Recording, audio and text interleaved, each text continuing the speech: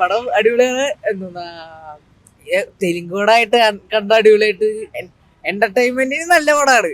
ലോജിക്കൊന്നും ഒക്കെ മാറ്റി വെച്ചിട്ട് കാണണം.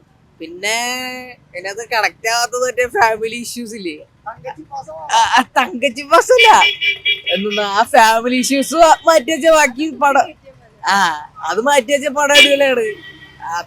പിന്നെ രണ്ട് ഏകദേശം സിമിലർ ലെവൽ ഓഫ് എനർജിയാണ്.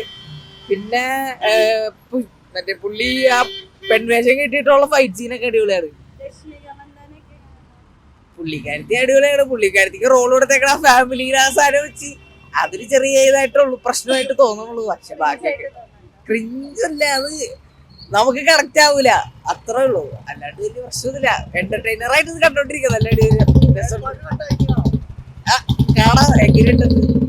തേർഡ് പാർട്ടിലേക്ക് പോകേണ്ട ആവശ്യം ഇപ്പൊ 5-6 വില്ലന്മാരെ എല്ലാരും വെറുതെ വിട്ടേക്ക, അതിന്റെ ഒരു പ്രശ്നമുള്ളൂ.